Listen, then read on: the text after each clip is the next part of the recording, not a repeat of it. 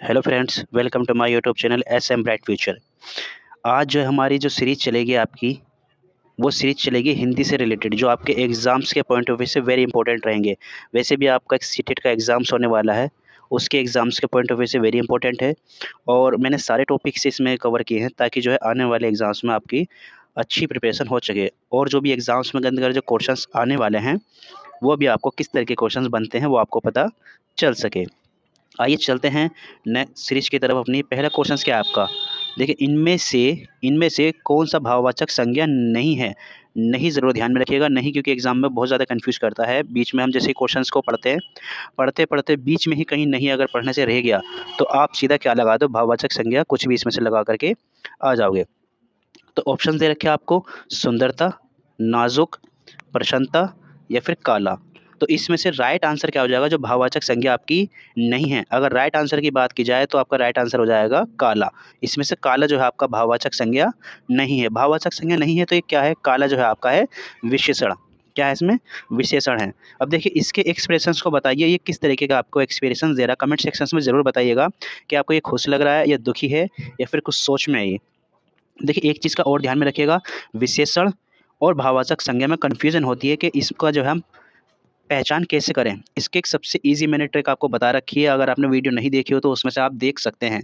इसमें भी मैं आपको थोड़ा समझा देता हूँ। जैसे एक बात का ध्यान रखिएगा, भाववाचक संज्ञा और विशेषण को संज्ञा के साथ ही रख करके देखिए। जैसे अगर संज्ञा के साथ में रख करके वाक्य का मतलब सही निकल रहा है, तो इसका मतलब वो विशेषण होगा। अगर उसका मतलब ठीक नहीं निकल रहा, तो वो होगी आपकी भाववाचक संज्ञा, क्योंकि संज्ञा संज्ञा रख करके उसका सही मायने नहीं निकाल सकती। जैसे कि सुंदर, सुंदर हमारा क्या है? सुंदर, सुंदर है हमारा, सॉरी ये सुंदर गलत लिखा गया। सुंदर, ये हमारा है सुंदर। सुंदर के पीछे एक हम नाउन रख के देख लेते हैं, एक संज्ञा रख करके देख लेते हैं, लड़का। तो ये हमारा सेंस कैसा निकल रहा है? सुंदर लड़का। तो सुंदर लड़का है हमारा, तो इसका सेंस सही निकल रहा है। तो इसका मतलब ये सुंदर क्या हो गया हमारी? ये विशेषण हो गई। फॉर एग्जाम्पल्स, अब मैं दूसरी इसके साथ में रखूँ सुंदरता। सुंदरता के साथ में लड़का रख करके देखिए, तो इसका सेंस कैसा निकल रहा है? सुंदरता लड़का। तो इसका सेंस हमारा सही नहीं बैठ रहा, तो इसका मतलब ये क्या हो गई? भाववाचक संज्ञा हो गई। इसी तरीके से जो हमारी ये है काला, काले के साथ में कोई भी एक सेंस रख कर देख लीजिए, जैसे काला गुलाब, काला गुलाब। तो इसका सेंस कैसा बैठ रहा है? ठीक बैठ रहा है। तो इसका मतलब ये क्या हो गई? ये विशेषण हो गई। इसलिए जो है ये विशेषण है, बाकी सारी क्या आती है? भाववाचक संज्ञा आती है। तो इस तरीके से हम इसको पहचान सकते हैं। देखिए, जितने भी मैंने इसमें क्वेश्चंस में आपको ये संज्ञा दे रखी थी, भाववाचक संज्ञा, ये आपकी एनसीईआरटी की, जो आपकी एनसीईआरटी की जो बुक चलती है, उसके अंदर आपको ये दे रखा है। भाववाचक संज्ञा में जो जो ऑप्शन दे रखे थे आपको, एक सुंदरता दे रखा था, नाजुक दे रखा था और एक प्रसन्नता। ये आपकी एनसीईआरटी के बुक का है। तो देखिए इंपॉर्टेंट कितना हो जाता है कि एनसीईआरटी की बुक में जो दिए हो शायद वही चीज़ें जो एग्जाम्स में जो है वो आती हैं। तो ये भी ध्यान में रखिएगा। इसकी पहचान ये भी होती है कि सुंदरता, नाजुक, प्रसन्नता इत्यादि जिसमें कोई व्यक्ति नहीं है, इसमें कोई व्यक्ति नहीं होता, और ना ही आकार, ना ही उनका वजन होता है। भाववाचक संज्ञा कौन सी होती है? ना तो कोई व्यक्ति होगा, ना ही उनका कोई आकार होगा, और ना ही उसमें कोई वजन होगा, परंतु उनका अनुभव होता है। सिर्फ हम उसको क्या कर सकते हैं? अनुभव कर सकते हैं भाववाचक संज्ञा को। चलते हैं नेक्स्ट क्वेश्चन की तरफ। निम्नलिखित में हिंदी की कौन सी लिपि है? जो हमारा हिंदी है उसकी लिपि पहचान रही है। ये देखिए लिपि दे रखी है, यहाँ पर हिंदी की लिपि दे रखी है। तो इसमें से पहचानना है कि इसके अंदर से कौन सी लिपि है। देवनागरी लिपि है, गुरुमुखी है, मलयालम है या कन्नड़ है। अगर मैं करूँ हिंदी की कौन सी लिपि है, तो हिंदी की जो हो जाती है आपकी, कौन सी हो जाती है? देवनागरिक लिपि हो जाती है। हिंदी की जो लिपि है कौन सी है? वो देवनागरिक है। अब देखिए, हिंदी की तो पता चल गई, इसको ज़रूर ध्यान में रखिएगा। आपको ये भी पता होना चाहिए गुरुमुखी किसकी है, मलयालम किसकी है, कन्नड़ किसकी है। तो आइए देख लेते हैं नेक्स्ट स्लाइड पे हम। देखिए, इसकी अगर मैं बात करूँ देवनागरिक लिपि किस किसकी है, एक तो है हिंदी की और एक उर्दू की। इन दोनों की लिपि कैसी है? देवनागरिक है। और गुरुमुखी की बात करें तो ये आपकी होती है पंजाबी की।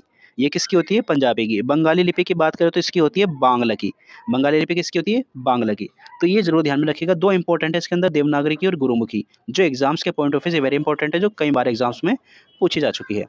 चलते हैं नेक्स्ट क्वेश्चन की तरफ। नेक्स्ट क्वेश्चन से आपका निम्नलिखित में से विसर्ग चिन्ह क्या करना है? कौन सा है? निम्नलिखित में से विसर्ग चिन्ह कौन सा है? अब इसमें से आपको विसर्ग चिन्ह का पहचान करनी है। देखिए, विसर्ग चिन्ह में क्या होते हैं? ये दो डॉट होते हैं विसर्ग चिन्ह के अंदर। तो ये दो डॉट देख लीजिए किस में? ऑप्शंस सी में है। दो डॉट ऑप्शंस सी में दे रखे हैं। अब एक चीज़ का और ध्यान में रखिएगा, चिन्ह जरूर पूछे जाते हैं आपसे एग्जाम्स में। कई बार पूछे गए हैं। तो ये और कौन कौन से चिन्ह हैं उनको भी एक बार ध्यान में देख लीजिएगा। ये जो होता है आपका चंद्र बिंदु जो लगी होती है इसको बोलते हैं अनुनासिक चिन्ह, जिसमें चंद्र बिंदु लगी होती है। और जो खाली बिंदु लगी होती है इसको बोलते हैं अनुस्वर, अनुस्वर चिन्ह, जिसमें ये 2 बिंदु होते हैं ये उसको बोलते हैं विसर्ग चिन्ह। और ये होता है आपका प्रश्नवाचक चिन्ह, जिसमें कुछ क्वेश्चंस पूछा जाता है। तो इन चिन्हों को आप ध्यान में रखते हुए चलिएगा। नेक्स्ट क्वेश्चन आपका, इनमें से कौन सा संयुक्त यानी मिला हुआ व्यंजन नहीं है। संयुक्त व्यंजन ही सबसे पहले तो आपको पता होना चाहिए। संयुक्त व्यंजन जो होते हैं वो 2 व्यंजन से मिलकर बने होते हैं। 2 व्यंजन से जो भी मिलकर के बना होगा उसको बोलते हैं संयुक्त व्यंजन। तो इसमें ऑप्शन दे रखा है आपके ज्ञ, और यह है छा छतरे वाला, और त्रा और शा। तो ऑप्शन हो जाएगा आपका राइट। एक बार देख लीजिए, नहीं वाला पूछा है तो नहीं वाले में क्या हो जाएगा, शा। शा जो है आपका वो संयुक्त व्यंजन नहीं है। बाकी जो 3 ऑप्शन है वो संयुक्त व्यंजन हैं। अब एक चीज़ का और ध्यान में रखिएगा, अब संयुक्त व्यंजन हैं तो किन किन व्यंजनों से ये मिल करके बने हैं ये भी इंपॉर्टेंट है, ये आपको पता होना चाहिए। देखिए KVS में क्वेश्चन आ चुका है एक बार। आधा का और शा से मिलकर बनता है छा क्षत्रिय, छा वाला। और ता, आधा ता और रा से मिलकर बनता है त्रा। जा और या से मिलकर बनता है ज्ञा। शा और रा से मिलकर बनता है श्रा। तो ये 4 हैं जो आपके संयुक्त व्यंजन है। इनकी संख्या ही पूछ सकता है कि संख्या कितनी है। संयुक्त व्यंजन की 4 है। और ऑप्शंस में आपको ये इस तरीके से सेपरेट करके भी दे देता है कौन कौन से व्यंजन मिलकर के जो है संयुक्त व्यंजन का निर्माण करते हैं। तो ये चीज़ें आपको तीनों चारों पता होनी चाहिए। अब इसमें से इनमें से कौन सा वर्ण कंठ का उच्चारण स्थान है। कंठ का उच्चारण स्थान है। कंठ कौन सा वाला, ये रहा देखिए कंठ, जो यहाँ से हमारी आवाज़ निकलती है, ये हमारी यहाँ से आवाज़ निकलती है तो उसको बोलते हैं कंठ। ठीक है। अब इसमें ऑप्शन दे रखा आपके चा, टा, दा और खा। अगर मैं बात करूँ कंठ का उच्चारण स्थान, तो कंठ का उच्चारण जो का वर्ग वाले होते हैं, यानी का वर्ग में क्या आता है, खा आता है, तो उसमें जो है ये सारे कौन से होते हैं, कंठ के उच्चारण स्थान होते हैं। तो राइट आप ऑप्शन क्या हो जाएगा आपका, खा हो जाएगा। देखिए इंपॉर्टेंट चीज़ है, वेरी वेरी इंपॉर्टेंट, इसको आप ध्यान में रखकर चलिएगा। कंठ में कौन से होते हैं, का वर्ग वाले, यानी क ख ग घ ड़। और तालु में कौन से आते हैं, च छ ज झ ड़। मूर्धा यानी जिसके अंदर जीभ मुड़ करके शब्द को हम बोलते हैं, जैसे मोड़ करके जीभ को, पहले इस तरीके से जीभ को मोड़ेंगे और फिर इस नीचे को उधर को, नीचे जीभ को जब हम पटकेंगे तो उसमें तब उसकी आवाज़ निकलती है, जैसे ट ठ ड ढ ड़, इस तरीके से।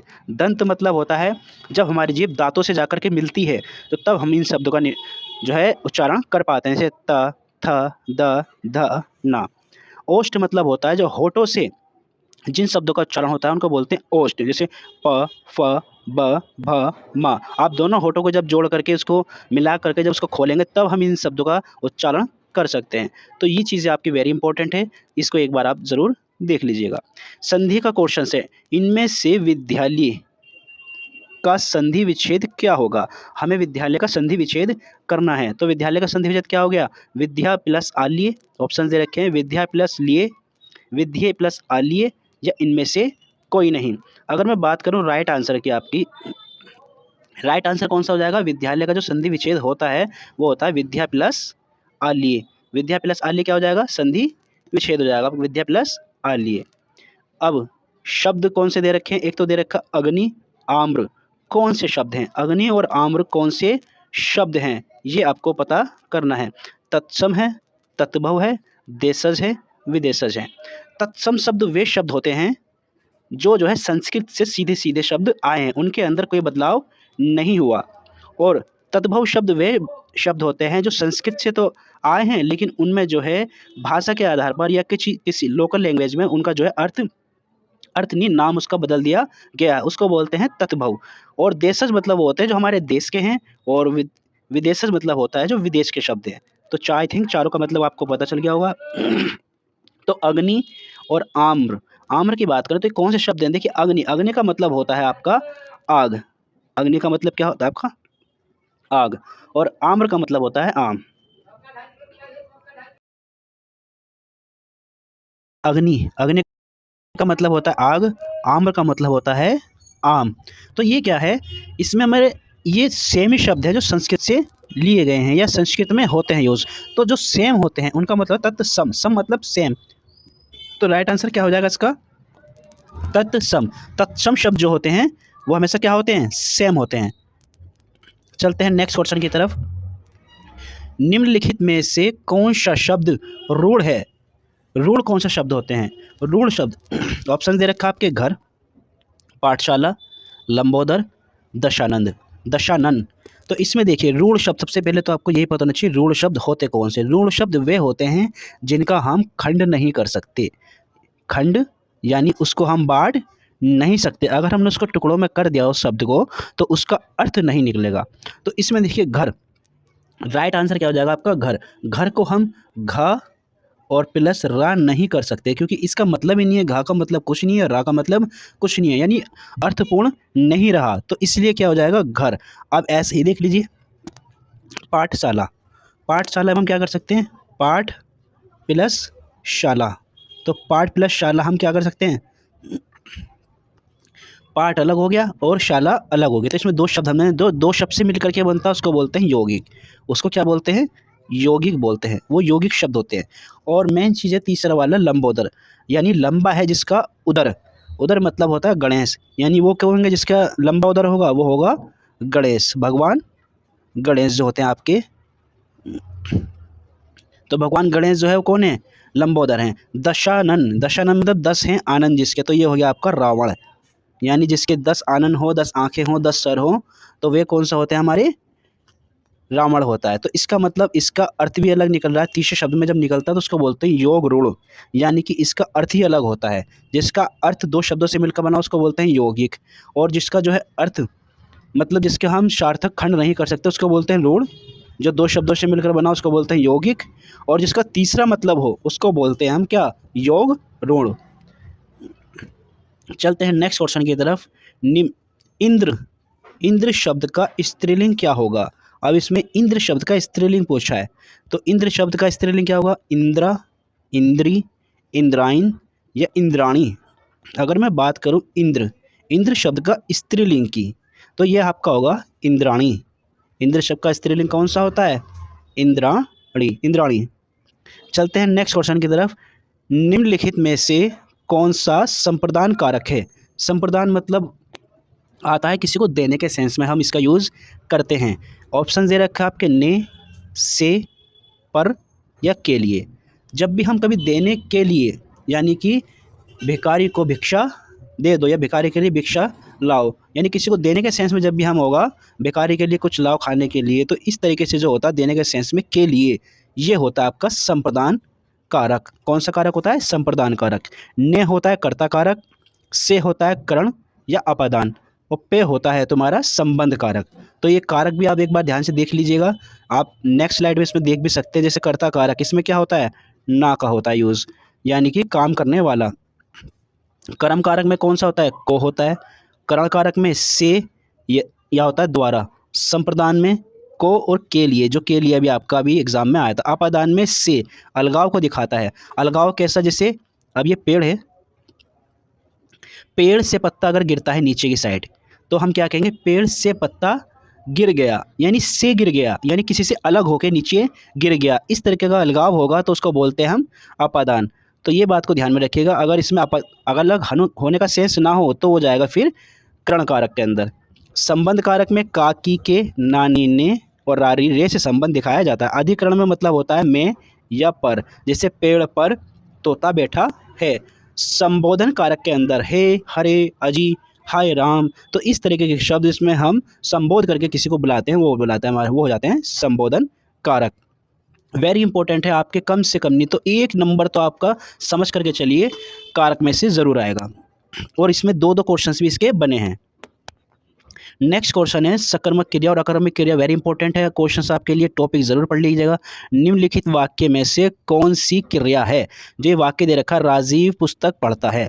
राजीव पुस्तक पढ़ता है, इसमें से कौन सी क्रिया है? सकर्मक है, ऑप्शन दे रखे हैं, अकर्मक है, सहायक क्रिया है या पूर्वकालिक है। अब देखिए एक चीज़ का ध्यान रखिएगा, जब भी काम करने का प्रभाव किसी दूसरी चीज़ पे पड़े, ठीक है, जिसमें क्रम पाया जाए, यानी कि राजीव पुस्तक पढ़ता है, पढ़ने का प्रभाव जो है डायरेक्ट कर्ता पे ना पड़ के किस पे पड़ रहा है? पुस्तक पे पड़ रहा है। पढ़ने का प्रभाव किस पे पड़ रहा है? पुस्तक पे पड़ रहा है। तो इसमें जो पुस्तक होगी सकर्मक क्रिया हो जाएगी। तो इसलिए पढ़ना क्या हो गया? सकर्मक क्रिया हो गया, जिसमें इस तरीके का प्रभाव सीधा कर्ता पे पड़ता है। जैसे राम हंसा, राम हंसा। इसमें जो है हंसने का सीधा संबंध किससे, राम से है। तो इसमें क्या है, तो ये हो जाएगी आपकी अकर्मक क्रिया, यानी कि सीधा संबंध हंसने का किससे, सीधा संबंध उसका कर्ता से। सहायक क्रिया कौन सी होती है, सहायक क्रिया का ही पता नहीं, सहायक क्रिया से है लास्ट में जो लगती है या फिर किया है या फिर भेजना, ना जो होती है हे जो होती है ये हे हो, ठीक है, इस तरह का जो होता है ये सहायक क्रिया होती है। पूर्वकालिक वो होती है जो एक काम करने के बाद में दूसरी काम को किया जाता है, तो पहली वाली क्रिया पूर्वकालिक हो जाती है। जैसे मैं नहा करके सो गया, तो यानी कि पहले नहाया, नहाने वाली कौन सी होगी, पूर्वकालिक हो गई, और उसके बाद क्या करा, सोने का काम करा, तो पूर्वकालिक कौन सी हो गई, नहा कर। तो इस तरीके से जो है पूर्वकालिक क्रिया हो जाती है। देखिए अनपढ़ शब्द में कौन सा उपसर्ग है, अनपढ़ शब्द में, ठीक है, अनपढ़ शब्द में क्या ऑप्शन दे रखे हैं आपके, आ, अनप या अन।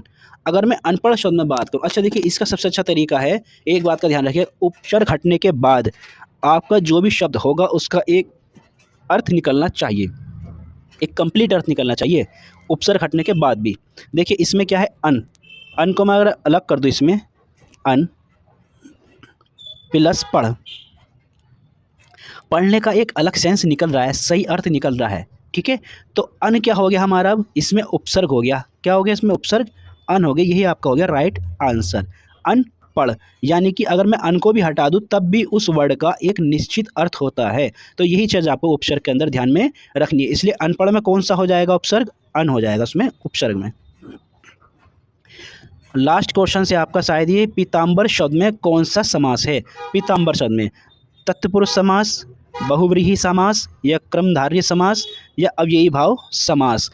पीताम्बर, पीताम्बर का अर्थ क्या होता है, यानी पीला है अंबर जिसका, पीला है अंबर जिसका, उसका मतलब होता है विष्णु, भगवान विष्णु, भगवान विष्णु को हम क्या बोल सकते हैं, पीताम्बर भी बोल सकते हैं, ठीक है। अभी मैंने जैसे आपको पिछले वाले उसमें भी बताया था, ये योग रूढ़ में भी आते हैं, ठीक है, इस तरीके के शब्द आपके योग रूढ़ में भी आते हैं, जो आपको बताया था लंबोदर, पीताम्बर, जो मैं आपको पहले बता चुका, दशानन, ठीक है। तो ये कौन से शब्द होते हैं, ये कौन से समास होते हैं, तो ये होता है आपके बहुव्रीहि समास, यानी जिनका अर्थ आपका अलग निकलता है उसको बोलते हैं बहुव्रीहि समास। यानी पीताम्बर से आप कुछ अर्थ का पता नहीं लगा सकते, इसका अर्थ तीसरा ही होता है, ठीक है। पीताम्बर यानी पीला है अंबर जिसका, वो होता है आपके भगवान विष्णु।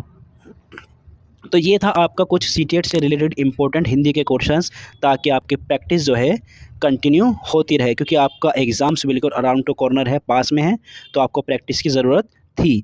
बने रहे हमारे यूट्यूब के चैनल के साथ में, इसमें हम आपकी सीटेट की, UP TET, DSSB, super TET और बिहार टेट की तैयारी करा रहे हैं। इन सारे सब्जेक्ट से रिलेटेड आपकी वीडियो इसमें चैनल पर अपलोड होती रहती है, ताकि आने वाले कॉम्पिटिशन एग्ज़ाम में आप बेहतर प्रदर्शन परफॉर्मेंस दे सकें और अच्छे नंबर आप प्राप्त कर सकें। बाकी बने रहे हमारे वीडियो के साथ में, चैनल के साथ में। अगर आपने चैनल को सब्सक्राइब ना किया हो तो प्लीज़ चैनल को सब्सक्राइब कर लें, लाइक और शेयर करना ना भूलें। Thanks for watching, keep watching, thank you so much. मिलते हैं आपसे नेक्स्ट वीडियो में, तब तक के लिए थैंक यू सो मच।